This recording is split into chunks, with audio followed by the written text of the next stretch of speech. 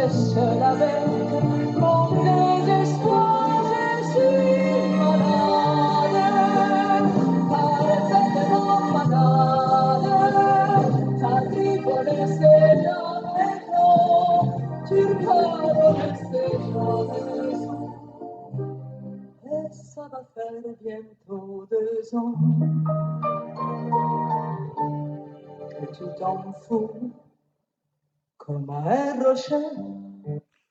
Bien, bonjour les secondes. Je vous ai euh, laissé écouter aujourd'hui cette petite introduction avec la célèbre chanteuse Dalida qui chantait justement je suis malade comme ne devait pas le chanter beaucoup d'Indiens, mais devait surtout le ressentir beaucoup d'Indiens, car nous allons étudier aujourd'hui, entre autres, les conséquences de la découverte du Nouveau Monde. Et notamment, nous allons voir que les Indiens d'Amérique, donc les Amérindiens, hein, ont été victimes d'un véritable effondrement démographique et en effet, de très nombreux Indiens par millions sont tombés malades. D'où cette petite introduction en musique qui vous a accueilli ce matin pour cette nouvelle semaine de confinement, cette dernière semaine de confinement avant Noël. Et donc, nous allons poursuivre le cours que nous avions entamé lors des séances en présentiel. Donc, nous avions commencé avec certains à corriger l'activité sur l'or et l'argent des Amériques, la modification des pratiques commerciales. Donc, nous allons revoir la correction en détail et puis nous allons poursuivre ce cours. Donc, la première question que vous deviez traiter, c'était quelle représentation les Européens ont-ils de l'Amérique? Donc, les Européens, ils voient l'Amérique comme un Eldorado. Alors, Eldorado, en 2 mots normalement en espagnol, ça veut dire le doré. Donc, ils considèrent que ce continent est extrêmement riche et notamment riche d'or, d'où ce surnom d'Eldorado. Alors, d'où vient ce surnom? Eh bien, d'une légende hein, qui vous est contée par ce document, hein, le mythe d'Eldorado. Et c'est un mythe donc qui se transmet en Europe, hein, selon lequel eh bien, un chef indien hein, qu'on appelle un cacique, c'est le nom d'un chef indien, enduirait son corps d'or tous les jours avec de l'or réduit en poudre très fine. Donc il recouvrerait sa peau d'or et donc ça laisse supposer que s'il est capable pour son entretien, pour sa toilette, de se recouvrir la peau de poudre d'or, eh bien, ça pourrait signifier que son territoire, son royaume est rempli d'or, hein, puisqu'il en a tellement qu'il peut même s'en recouvrir le corps. Et ainsi, les Européens sont persuadés de la présence de mines d'or en Amérique. Donc, ils voient ce continent, effectivement, comme un continent extrêmement riche. Et ça va inciter donc certains Européens à partir à l'aventure pour tenter de s'enrichir. Ça va inciter également eh bien, différents souverains européens, notamment les Portugais, les Espagnols en premier lieu, puis ensuite les Français, les Hollandais, les Anglais. Eh bien, ça va les inciter à poursuivre leurs explorations, toujours dans la quête de richesse, car si l'on découvrait ces territoires, c'était en premier lieu dans la volonté d'enrichir son royaume. Donc les conséquences concrètes qu'a eu cette conquête, qui était la deuxième question, la première conséquence concrète, elle est mise en valeur par ce document hein, qui vous décrit les mines d'argent de Potosi en Bolivie, dans une mine dans laquelle on voit des Amérindiens justement qui travaillent dans des conditions très sommaires. Hein. Ils ont encore une fois, ils sont représentés de façon nue. Hein. Vous savez bien que souvent on représente les indigènes de façon nue. C'est aussi une façon de les discréditer et montrer que, en quelque sorte, ce sont des sauvages. Et ces Indiens, eh bien, ils tiennent à la main des torches, hein, parce qu'à l'époque, l'électricité n'existant pas, eh bien, pour travailler dans une mine, c'est-à-dire dans une grotte, hein, dans une caverne, eh bien, il faut pouvoir s'éclairer. Donc, ils s'éclairent avec des torches qui tiennent à la main. Ils utilisent des outils rudimentaires hein, pour casser la roche et extraire ici de l'argent, hein, du minerai d'argent, qu'ils doivent remonter ensuite sur des échelles très sommaires également pour pouvoir sortir de la mine. Donc, la première conséquence, eh bien, ça va être l'exploitation de ces mines américaines et notamment, eh bien, la célèbre mine d'argent de Potosi en Bolivie qui à elle seule produisait au XVIe, XVIIe siècle à peu près la moitié de l'argent, du minerai et de l'argent, hein, qui était en circulation dans le monde.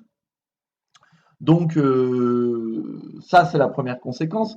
La deuxième conséquence, c'est cet afflux d'argent, cet afflux de richesse va favoriser le développement du commerce, notamment le développement du commerce entre le continent américain et le continent européen.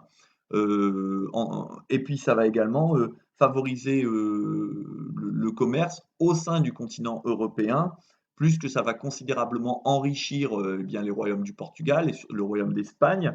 Et toutes ces richesses vont servir à acheter de nombreux produits, à embellir les villes espagnoles, et on le voit notamment avec l'exemple de Séville. Alors, ce commerce, je vous ai dit, se développera d'abord entre l'Europe et l'Amérique, puis ensuite il se développera également avec l'Afrique à l'occasion de ce qu'on appellera le commerce triangulaire, c'est-à-dire l'achat d'esclaves en Afrique, leur transport en Amérique et le retour des bateaux en Europe chargés de marchandises qui seront vendues à très bon prix en Europe. Bien. Donc je vous dis, l'or et l'argent, surtout l'argent d'ailleurs, vont affluer en Amérique, hein, argent qui est extrait donc d'une mine comme la mine de Potosi, et l'or et l'argent qui affluent sont indiqués dans ce document, document 3, donc qui vous indique la quantité de métaux précieux qui est venue d'Amérique et qui est enregistrée à Séville. Car à Séville, il existe une maison, hein, qui est censé enregistrer tout l'or et l'argent qui pénètrent en Espagne, hein. Ça s'appelle la Casa de Contratación, ce qui est l'administration qui gère et contrôle tous les échanges avec l'Amérique. Et Séville est reliée à l'Atlantique par le Guadalquivir, donc un fleuve. Et les bateaux remontent ce fleuve, arrivent à Séville et doivent enregistrer leur cargaison, et notamment l'or et l'argent. Donc, cet or et l'argent, on sait très bien exactement quelle quantité ont pénétré le royaume d'Espagne et sont arrivés à Séville. Et donc on voit bien l'évolution des quantités de minerais qui proviennent en Espagne venant du continent américain, et on voit que ce sont des quantités faramineuses qui arrivent dans ce continent. Donc par exemple, quand on regarde l'argent, eh bien l'argent jusqu'en 1520, il n'y en a pas qui arrive en Espagne. Et tout d'un coup, en l'espace de 20 ans, entre 1921 et 1540, ce sont près de 19 tonnes d'argent, donc 19 000 kilos, qui arrivent en Espagne. Et à la fin du siècle, sur les 20 dernières années du XVIe siècle, on arrive à 4800 tonnes d'argent, donc des quantités faramineuses d'argent qui pénètrent en Espagne et qui évidemment vont contribuer à donner une richesse à ce royaume sans commune mesure à ce qu'elle était jusqu'à présent. Concernant l'or, puisqu'ils surnomment ce continent Eldorado, c'est qu'ils sont obsédés par la recherche de l'or, hein. Vous savez, cette recherche de l'or qui a donné, qui a inspiré le dessin animé Les Cités d'Or, hein, où on voit des conquistadors espagnols et notamment Pizarro, le célèbre conquistador du Pérou, qui sont à la recherche des cités d'or parce qu'il y a l'idée qu'il y avait tellement d'or que même les villes étaient construites en or. Donc cette histoire des cités d'or s'inspire de la légende d'Eldorado. Eh bien, on voit que l'or, dès le début en fait de la découverte des Amériques, vous voyez entre 1503 et 1520, donc ça fait à peine 10 ans que le continent est découvert, que immédiatement, eh bien, tout ce qui est en or est raflé et ramené en Europe. Alors ça va être des bijoux, des colliers, des bracelets, des boucles d'oreilles, des statues de culte, tout ce qui est en or est ramené et va être fondu sans évidemment aucune considération pour le côté artistique des objets, hein. Ce qui intéresse vraiment les Espagnols, c'est le minerai. C'est évidemment pas du tout l'art aztèque ou l'art inca qui n'a pas du tout été préservé pour la peine. Alors, l'or, lui, donc, il est enregistré dès le début du XVIe siècle, hein.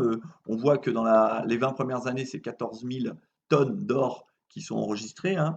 Et puis, on voit que dans les années 1541-1560, c'est jusqu'à 67 tonnes d'or qui rentrent en 20 ans, c'est-à-dire à peu près 3 tonnes d'or par an, un peu plus, même 3 tonnes et demie d'or par an qui rentrent en Espagne. Donc ce sont encore une fois des quantités phénoménales, et quand vous faites le total sur le XVIe siècle, eh bien, vous voyez que vous êtes à peu près 150 000 tonnes d'or qui ont pénétré 150 000 kilos d'or, donc 150 tonnes d'or qui ont pénétré le continent espagnol. Le continent, pardon, le royaume espagnol. Donc ce sont des quantités faramineuses, encore une fois. Alors, l'afflux d'or et d'argent, eh bien, va contribuer à enrichir une ville comme Séville, hein.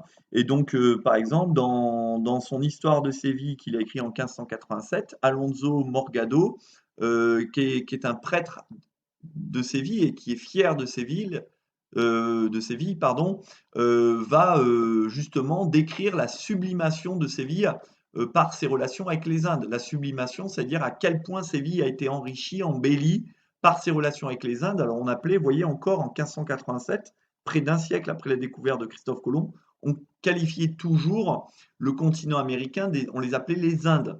On les appelait en fait les Indes occidentales, par opposition avec les Indes orientales, qui correspondent à ce qu'on appelle l'Inde et l'Asie du Sud-Est actuelle. Là, on parlait des Indes occidentales. Et donc, il décrit la sublimation de sa ville. Et donc, il témoigne de la présence de métaux et de pierres précieuses dans les quartiers commerçants, hein. Il le dit, hein, cette quantité de richesse que récèle l'Alcaïsira, on vous dit c'est un quartier commerçant spécialisé dans les soieries. Et qu'est-ce qu'on y trouve dans ce quartier commerçant? On y trouve de l'or, de l'argent, des perles, des cristaux, des pierres précieuses, des émaux, du corail, des brocarts, des étoffes de grand prix, des soieries, des draps. Donc ça montre vraiment un afflux de richesses. Et de même, certains commerçants qui se sont considérablement enrichis se préoccupent de donner aux maisons plus de splendeur avec quantité de fenêtres qui donnent sur la rue et qui relèvent et embellissent la présence de nombreuses femmes nobles et distinguées qui s'y font voir. Donc certains profitent également de l'afflux de richesses pour l'afficher avec des maisons toujours plus belles, toujours plus majestueuses. Donc on voit bien qu'une ville comme Séville, qui est la porte d'entrée en quelque sorte des richesses qui viennent du continent américain en Espagne, eh bien, témoigne finalement de l'énorme accumulation de richesses qui va être importée d'Amérique. Donc il est clair que cette exploitation du continent va considérablement enrichir les royaumes européens, et notamment évidemment en premier lieu eh bien, les premiers qui se sont servis, c'est-à-dire le Portugal et l'Espagne. Alors maintenant, dans un grand 2, nous allons voir un peu plus en détail les conséquences de la découverte de ce que Amerigo Vespucci appelait le Nouveau Monde. Et on va parler alors de première mondialisation économique et culturelle. Moi, même si ce terme est encore un peu à discuter. Et dans un premier temps, comme première conséquence de cette découverte du Nouveau Monde, on va voir les conséquences pour les Indiens qui sont l'effondrement démographique en Amérique et l'instauration de la traite, donc qui va être une conséquence de cet effondrement démographique des Amérindiens. Donc la problématique de ce grand A, c'est quelles sont les conséquences démographiques et humaines de la conquête des Amériques. Et la première conséquence, eh bien, elle est dramatique justement pour les Indiens, c'est que leurs populations vont être décimées, c'est-à-dire que la population des Amérindiens va considérablement diminuer, voire parfois totalement disparaître dans certaines régions. Alors ici, justement, vous avez un document qui montre l'effondrement démographique des sociétés amérindiennes et qui vous indique donc par trois courbes les populations amérindiennes qui étaient présentes au Mexique, au Pérou et en Haïti, Saint-Domingue, c'est-à-dire l'une des principales îles des Caraïbes, l'une des premières îles sur lesquelles ont débarqué les Espagnols. Donc vous voyez par exemple qu'au Mexique, il y avait 26 millions d'habitants en 1492 au moment de la découverte. Eh bien, 100 ans plus tard, en gros, il ne reste plus qu'1 million d'habitants sur 26. Au Pérou, on avait 10 millions d'habitants au moment du début de la conquête en 1530. Eh bien, 60 ans plus tard, il ne reste plus qu'1,5 million d'habitants. Donc la population a été divisée par 6.